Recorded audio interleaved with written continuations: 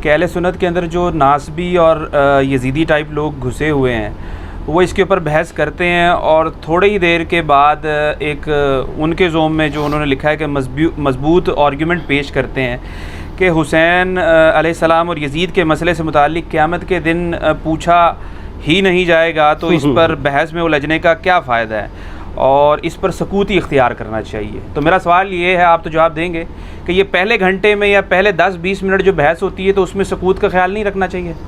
نہیں، وہ سکوت کا مطلب انہوں نے چینج کر دیا ہے۔ اچھا، سکوت کا مطلب یہ ہے کہ ہم جو کچھ بولتے رہیں وہ ٹھیک ہے، آپ سکوت اختیار کریں، یہ مطلب ہوتا ہے سکوت کا۔ میں اس سوال کے اوپر نا 2 گھنٹے بول سکتا ہوں، لیکن کوشش کروں گا کہ میں مختصر سے وقت میں یہ کیڑا نکالوں۔ یہ موسٹ آسکڈ کوسچن ہے اس وقت، اور وہ بھی صرف اس لیے بنا ہے کہ میں نے کچے چٹے کھول دیے ہیں آل امیہ کے، بخاری اور مسلم کی روشنی میں۔ اب ان کو پڑ گئے ہیں ہاتھ پاؤں، تو اب یہ کہہ رہے ہیں سکوت اختیار کرے۔ جب آپ لوگ ناسبیت پھیلا رہے تھے، ناسبی کہتے ہیں جو سیدنا علی کے خلاف کھڑے ہونے والے لوگ ہیں، یزیدیت پھیلا رہے تھے، اس وقت آپ لوگوں کو کوئی شرم و حیا نہیں آئی ہے۔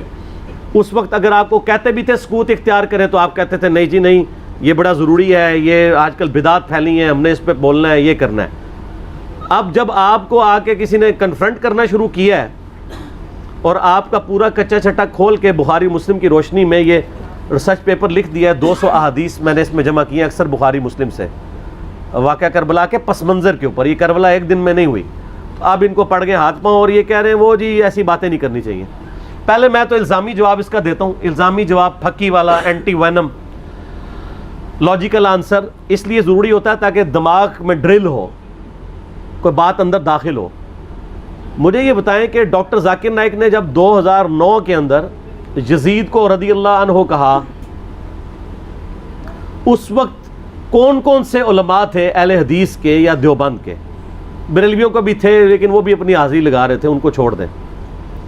شیعہ نے تو بولنا ہی تھا کہ جنہوں نے فرنٹ سے لیڈ کر کے ڈاکٹر ذاکر نائک کو یہ کہا ہو کہ آپ سکوت اختیار کر لیں،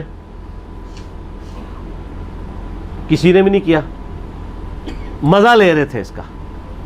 ڈاکٹر ذاکر نائک نے جب 2009 میں یہ فتنہ اٹھایا، میں ان کی بڑا احترام کرتا ہوں، آپ کو پتہ ہے میں ان کو پروموٹ بھی کرتا ہوں، علمی اختلاف اپنی جگہ۔ میں نے جب اس کو کنفرنٹ کیا، اس کو علمی دلائل کے ساتھ جواب دیا، تو یہ سارے ہمارے پیچھے پڑ گئے۔ یعنی آپ ہمارے سروں پہ جوتیاں بھی مارتے ہیں اور ہمارے رونے پہ بھی بندی لگاتے ہیں، اس کو کوئی نہیں کچھ کہہ رہا۔ جب ہم نے جواب دیا تو سارے ہمیں کہنے لگے جی آپ سکوت اختیار کر لیں۔ ڈاکٹر ذاکر نائک کو کسی نے کہا سکوت اختیار کریں؟ اب آج کے بعد نہ کوئی ریکارڈ کرا دے، پچھلے 10 سالوں میں کوئی ویڈیو دکھائیں، 10 سالوں میں نہیں دکھائیں، شروع کے 2-3 سالوں میں، 2009, 10, 11, 12 میں ڈاکٹر ذاکر نائک کا نام لے کے کسی نے کہا سکوت اختیار کریں؟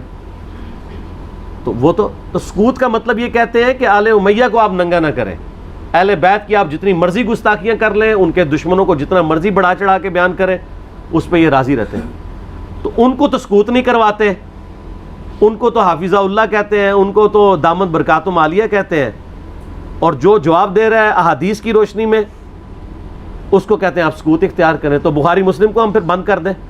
میں نے تو اپنی کو بات ہی نہیں کی ہے، میں تو صحیح الاسناد حدیث سے بیان کرتا ہوں۔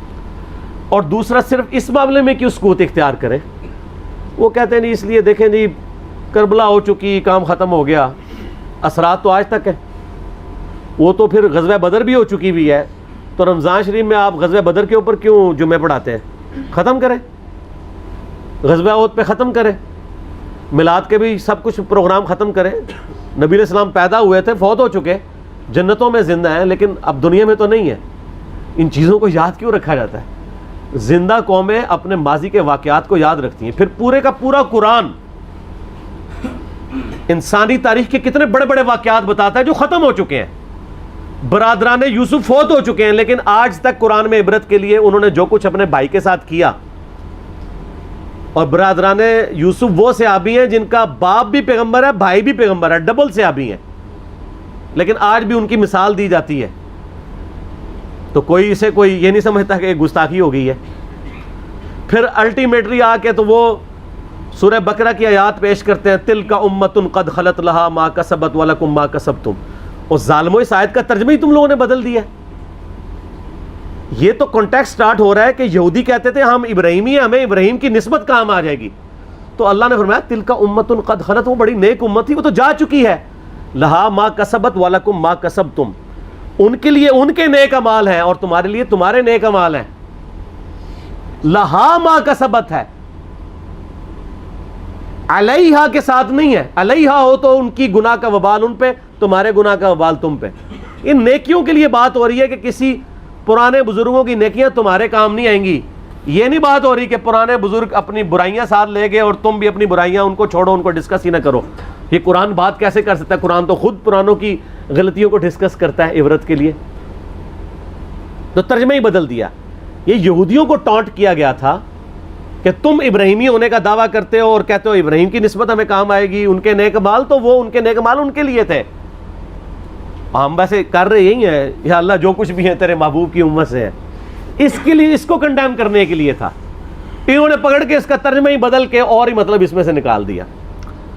تو پھر اللہ تعالیٰ کی طرف سے بھی بندے چھوڑ دیے جاتے ہیں نا ایسے لوگوں پہ. پھر جو جھوم جھوم کے کہتے ہیں کہ نہ میں وابی نہ میں بابی, میں ہوں مسلم علمی کتابی. آؤ علمی کتابی بات کرو. تو ان سے یہ پوچھیں کہ یہ جو آپ دفاع صحابہ کانفرنسز کرتے ہیں, تو قیامت والے دن آپ سے پوچھا جائے گا کہ آپ نے صحابہ کرام کے دفاع کے اوپر کانفرنسیں کرنی ہے کہ نہیں؟ کیوں نہیں ہے کسی حدیث میں, آیت میں؟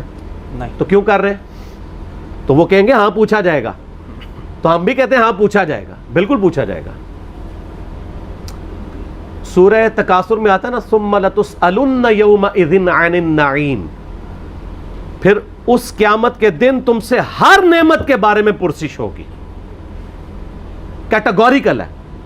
جس کو اللہ نے علم دیا ہے نا, یہ اس کے پاس نعمت ہے, اس کے بارے میں پوچھا جائے گا علم آگے تک پہنچایا کہ نہیں, اور نہیں پہنچایا ہوگا تو لعنتی ہوگا وہ.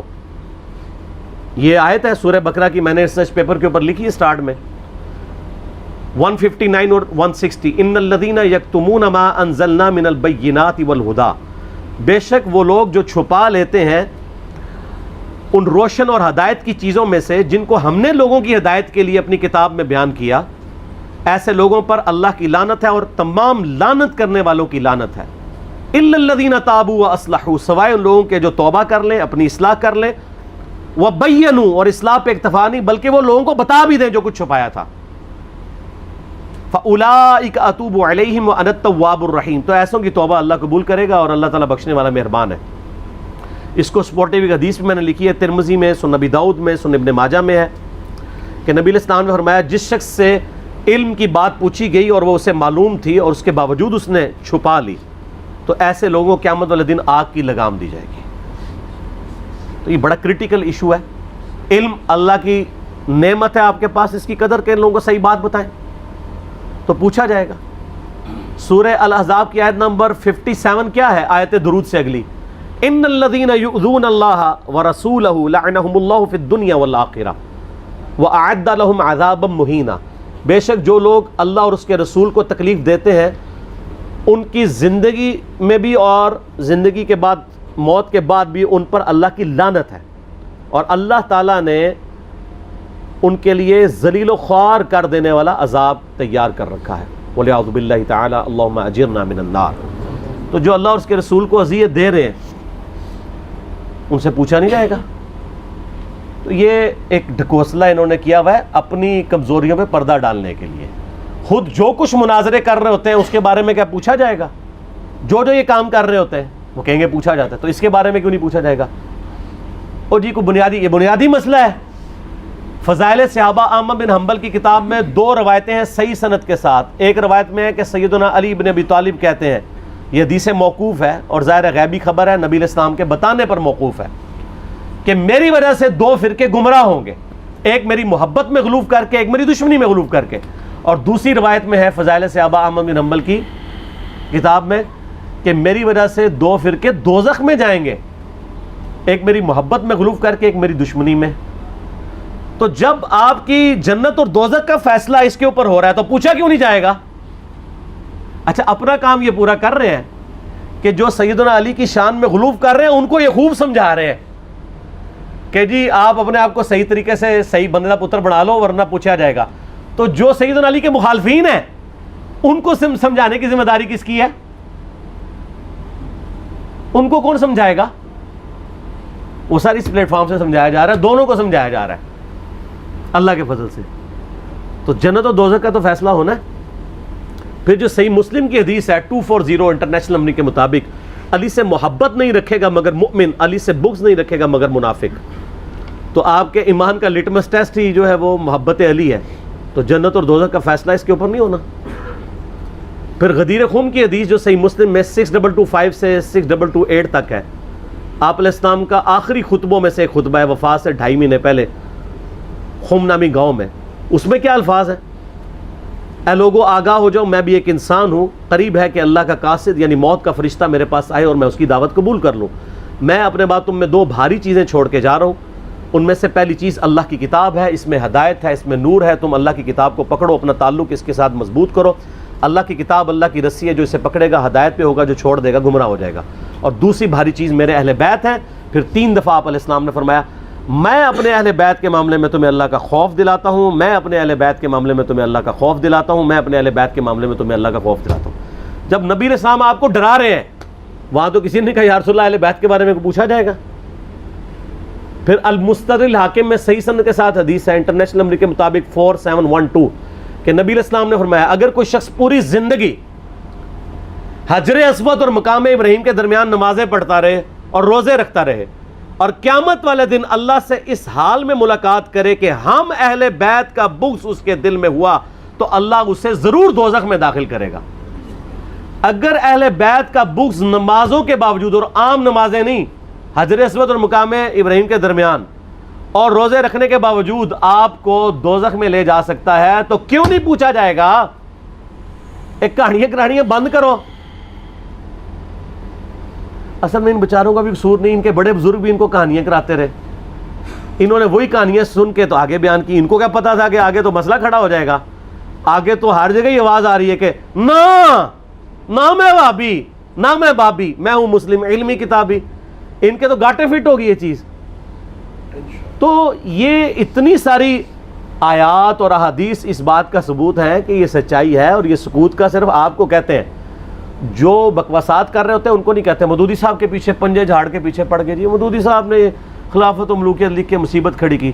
اور بھائی جو آپ کے روحانی ابا جی محمود احمد عباسی صاحب منکرین حدیث میں سے تھے، جنہوں نے خلافت معاویہ اور یزید کتاب لکھ کے سیدنا علی کی گستاخیاں کی، حسین ابن علی کی گستاخیاں کی علیہم السلام، اس کے جواب میں خلافت و ملوکیت آئی ہے. کہتے نہیں ایویں لکھ دی، ایویں نہیں لکھی، جواب میں لکھی ہے. اور پھر سعودیہ کی فنڈنگ کے بعد یہاں پہ لوگوں نے جب حسین ابن علی کو نیچے کرنا شروع کیا اور یزید کو اوپر اور یزیدی پارٹی کو اوپر کرنا شروع کیا، تو پھر 5B آ گیا.